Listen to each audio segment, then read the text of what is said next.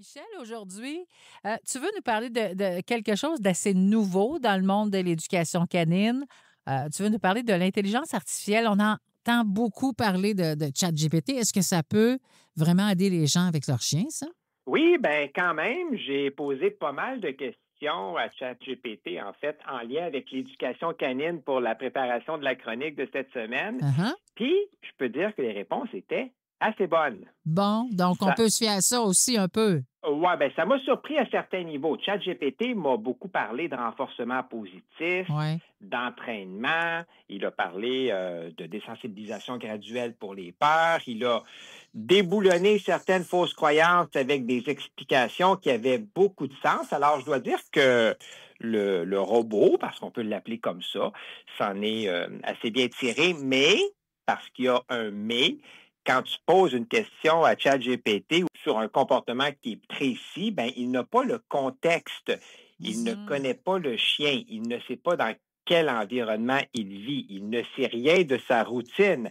Alors, Anne, ben, ça donne des réponses qui sont souvent utiles pour avoir une idée de départ, mais ça reste très théorique. Je ne crois pas qu'on puisse remplacer l'observation directe d'un chien là, par les conseils d'une machine. Pas en 2025, en tout cas. Non. Puis concrètement, Michel, peux-tu nous donner soit un exemple de bons conseils, de conseils plus problématiques que tu as reçus de ChatGPT? Ben oui, j'ai demandé justement à ChatGPT une question, bon, qu'on nous demande des centaines de fois, notamment, comment faire pour qu'un chien aboie moins ou qu'il arrête d'aboyer? Ça, c'est très fréquent comme question et ChatGPT m'a suggéré des choses très justes, des choses très bonnes, récompenser le calme, rediriger le chien vers d'autres activités, répondre à ses besoins, identifier la raison du jappement. Donc, des réponses qui ont de l'allure, mais à l'inverse, attention, il m'a aussi Mhm. recommandé le collier à la citronnelle ou le Pet Corrector. Et non. Ben oui, qui est une bouteille d'air comprimé et qui sont deux outils que moi, en tout cas, je déconseille pour le jappement. Et ça, ben, ça montre bien les limites de Ouais. l'intelligence artificielle. Il y Oui. a certaines solutions qui peuvent être intéressantes, mais d'autres qui ne sont pas adaptées ou carrément qui ne sont pas bonnes. Donc, ce que tu veux nous dire finalement, c'est qu'il faut rester prudent avec ce que ChatGPT peut nous conseiller. Oui, parce que ChatGPT, c'est pas un humain, puis c'est pas un éducateur canin. Si un chien détruit tout dans la maison quand les gens partent travailler, si un chien grogne après les enfants, ben, on ne peut pas se fier uniquement à un texte qui est fait ou qui est généré par une machine. Ça prend plus que ça. Ça prend un professionnel qui observe le chien, qui va analyser la situation, adapter ses conseils à la famille. Sinon, ben, ça peut mener à des mauvaises solutions ou même Oui. aggraver un problème. Puis, dans Uh-huh. certains cas, ben, ça peut mener à une morsure. Je me suis aperçu qu'il fallait vraiment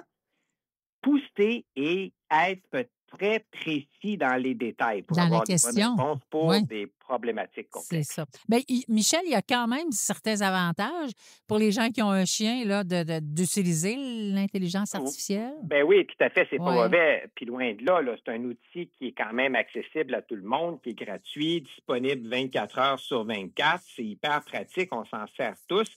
Écoute, si on a une question à 11 heures du soir, là, on peut obtenir une réponse comme ça.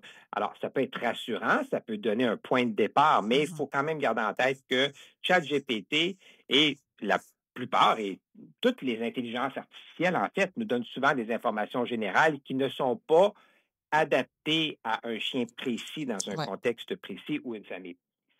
Alors, on est pas mal loin du jour où l'intelligence artificielle va pouvoir remplacer un éducateur canin comme Michel Lacasse, mettons. Ben, en tout cas, je pense que oui, même si je trouve que tout va très vite dans le domaine de l'intelligence artificielle.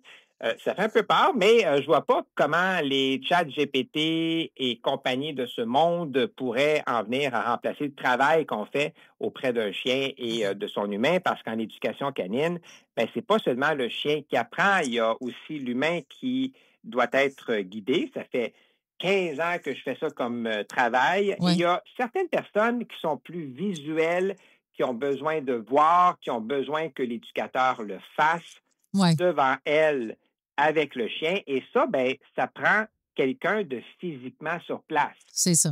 Puis ChatGPT et pas sur place. Et dans tous les cas, quoi qu'il en soit, ben, je vois difficilement une intelligence artificielle montrer à quelqu'un comment apprendre à son chien à ne pas tirer en laisse pour ne nommer que cet entraînement, parce Ben, qu'il y en a aussi bien d'autres. Est-ce que l'intelligence artificielle pourrait nous remplacer en partie? Ben, peut-être, comme dans tous les domaines, mais pas complètement, parce que l'éducation canine, c'est de la relation, c'est de l'émotion, c'est de l'adaptation en direct, puis je pense qu'il n'y a pas c'est de la quelque chose. confiance envers les humains aussi, tu sais. Oui, absolument. Je pense que Ouais, le métier n'est pas encore menacé, en tout cas à je court pense ou pas. moyen terme. Ben, pas mal d'accord avec toi. Michel Lacasse, merci beaucoup encore une fois cette semaine. Merci pour les Merci, conseils. Anne. Merci. Bye bye. Bye.